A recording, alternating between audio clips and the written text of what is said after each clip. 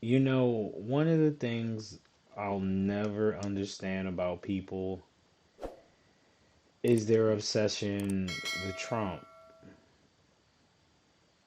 I'll never get it. I mean, when I look at Donald Trump, all I see is a grifter. I'm from New York, so maybe that's why. Like, we have a very biased opinion of Donald Trump. Don't get gassed up by all those YouTube videos of black dudes talking about, yeah, I'm gonna vote for like that. That shit is not it. Trust me. That dude is like one of like maybe 250 dudes. Niggas, nobody's jacking Trump like that. Um, so we're gonna look at a couple of different videos. The first one's kind of gonna probably make you laugh. This is Trump answering the question about religion, and I want you to notice if he ever gets around to answering the question. Let's you know let's just see. My question is, how has your faith grown since you decided in 2015 to run for president? And who has mentored you in your faith journey? Great question. It's such a great question. I've seen so much heartache and turmoil. I was a developer and I did other things, and I had a wonderful life before all this stuff. I didn't know what a grand jury was. I didn't know what a subpoena. What is a subpoena? I had a wonderful life. Still didn't get to the question, y'all. I'm so glad. They were asking me the other day a little different question. Are you glad you did it? You had a great life. Are you glad you did it? So this man begins to go on to answer another question that he just pulled out of his ass. Because you know why? You want to know why? Because Donald Trump doesn't read the Bible. He doesn't really have faith. Donald Trump cares about Donald Trump. He's not religious. He's never been religious. And one of the greatest tricks and grifts he's ever pulled on my dear Christian brothers and sisters is got them to believe that he's one of them. Us. Excuse me. I actually gave my life to Christ last year. So, I mean, geez, I just can't believe he actually. All right, let's pay attention. Couldn't be more glad. I am so happy I did it because I've made America great. We can do it again. Right now, we are not a great country. We are not a great country. What? But I've gotten to know, because of this, evangelicals, I know so many people, and they feel so good about themselves and their family. And they Look at her face. He ain't answering that question. never had that kind of an experience where I got to know so many. And Franklin Graham and Paula White. I know so many people that are so incredible, religious people, and not just Christians, not just evangelicals. When I look at the Catholic faith, you take a look at what the FBI, no, but look at what the FBI is doing to Catholics. What? And so nobody knows what the hell he's talking about. She asked him a question. He couldn't answer the question. He doesn't answer the question. I don't even know what he's talking about anymore. He's talking about Catholics. He's talking about the FBI. He's talking about everything that ain't got to do with anything that, like, look at her face. She's just like, what inspired you on your faith journey? What, tell me about your faith. What does this mean to you? He can't. I don't understand how you guys don't see this. I really don't. But go ahead, vote for him. Or do your thing. Do your thing.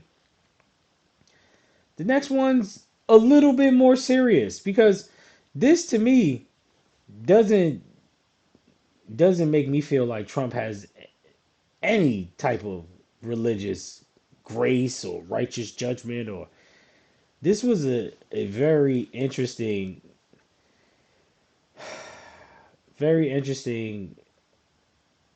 video to watch.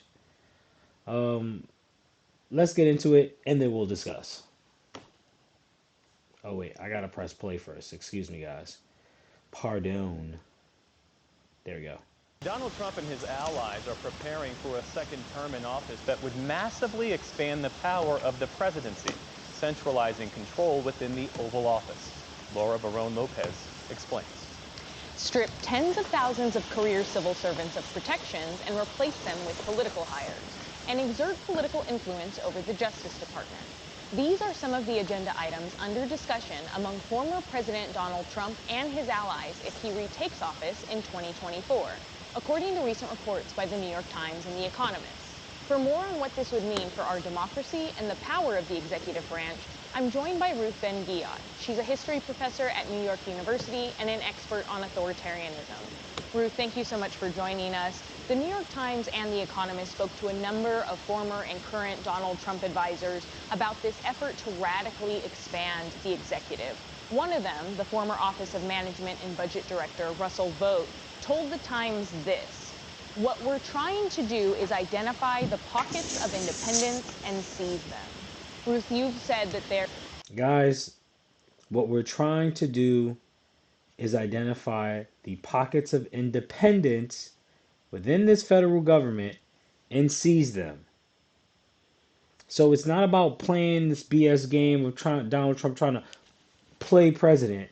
They want to put certain pieces in place to make sure that they get done all the little small things that they want to do to make sure that they can steal election potentially next time, allegedly, or take over the government and never let Donald Trump give up power again. Remember, Donald Trump is the type of person that idolizes authoritarian strongmen. Xi Jinping, Kim Jong Un, Vladimir Putin. These are all people that he speaks of fondly. He would love to be these type of people. And this is why it's so important that we do not allow this man to get anywhere near the presidency again. Ever again. What is that term and what does it mean? Yeah, in studies of authoritarianism, it's autocratic capture, autocratic capture. And what this Trump advisor has described is that when you remake government, you remake civil service, so you purge people who will not be loyal to you. So loyalty becomes the requirement, not expertise. And you restaff government with people who will do your bidding. And in this way, hugely centralizing and increasing presidential power. And I was also struck by his language, seizing, looking for pockets of independence and seizing them. And this also negates the idea of an independent, civil service and independent institutions. This is a bedrock of democracy. And the word seize. So all those people that go in there with the idea that they're going to just go in and protect democracy by doing their civil duty and counting votes and helping to make sure that this country runs the way it's supposed to. They're going to get all those good faith actors out of office and put in people who they know will do what they want them to do. This is not the language of democratic reform. This Correct. is the language of authoritarian takeover. Yep. Trump, as we know, is facing potentially a third indictment in a matter of days for his efforts to overturn the 2020 election. Much of his campaign has been centered on his plans to go after the Justice Department.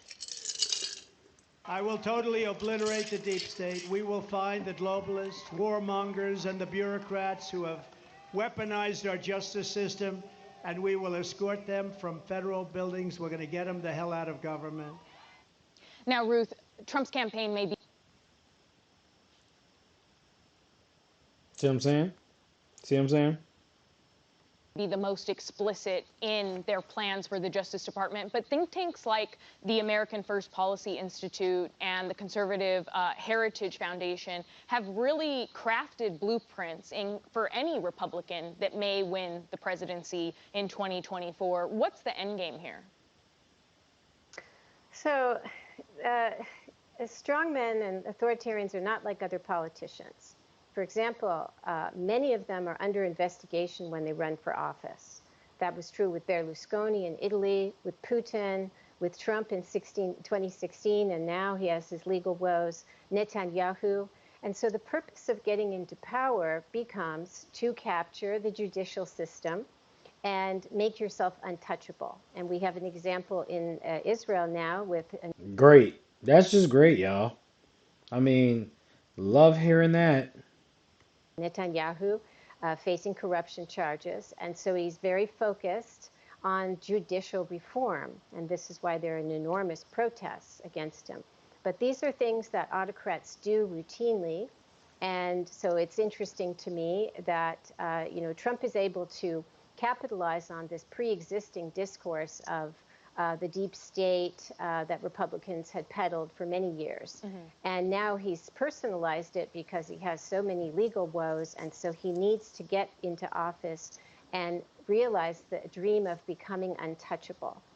That former Trump advisor, Russell Vought, that I mentioned, has said that this plan is now, quote, Republican doctrine. And we've seen other candidates like Florida Governor Ron DeSantis, who's the leading challenger to Trump, talk about plans like this as well, wanting to abolish certain agencies and take more control.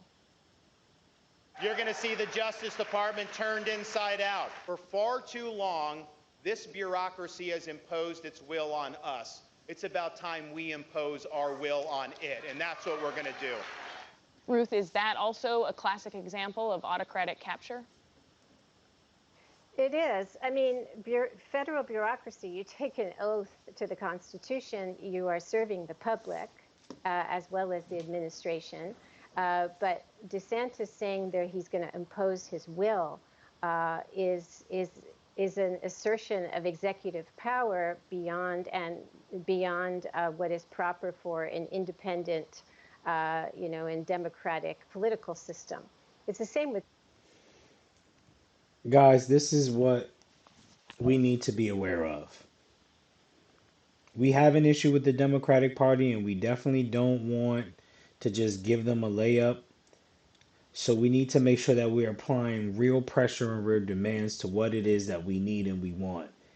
Because these two sociopaths want to do things to this country, within this country, that are going to change it fundamentally and make it right-wing conservative. And I know for a lot of people, they think that that's okay. Somehow. But we'll never give an opportunity to have any progressive policies pushed if these two get in office at all. Kiss gun rights goodbye. Because you already kissed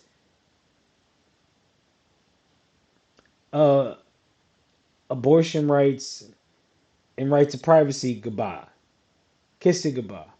Affirmative action, gone. What do you think is going to happen with everything else? They're going to get the opportunity through the court system to do what they want to do in the event that these two dudes get elected. Trump is not saying that he's going to fire inefficient people. He's going to get rid of big government because it doesn't work. Trump is saying he's going to purge, quote, the sick political class that hates our country. So political attributes are at stake here. That's what the criteria is. And that's what's disturbing in terms of the health of our democracy. Ruth Ben-Ghiat of New York University, thank you so much. Where does that leave us?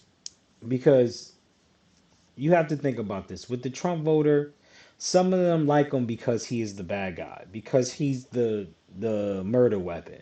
Some people like that aspect of it. Some people like him because they're gullible and they really don't know any better about politics. They live in a deeply red state and everybody around them votes Republican and is going to go vote for Trump, so they're going to vote for Trump. Some people know the policy it's going to push, know that it's going to be detrimental, and are selfish and want to benefit from the things that Trump is going to do. They don't care whether or not he believes in this stuff or not, but he's going to pass certain policies like that tax plan, get them what they want. Cool, I'm voting for Trump. And some people really think that progressives and Democrats are the enemy, which is bugged out. Because when you talk to these people in the street about the policies that you care about and that you want, most of these Republicans, these MAGA folks, they typically agree with you.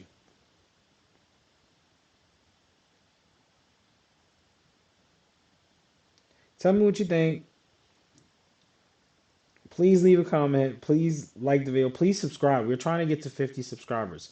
We're at 29, trying to crack 30. If you're watching, I know for a fact you're not subscribed, so you should subscribe. Help a brother get to 50. Come on. I know you want to do it. I know you do. I mean, this little teeny tiny channel just growing like this. Just getting bigger and bigger and bigger. Don't you want to help? I'm just saying.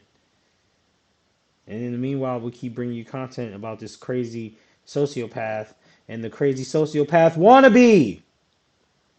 Jeez Louise.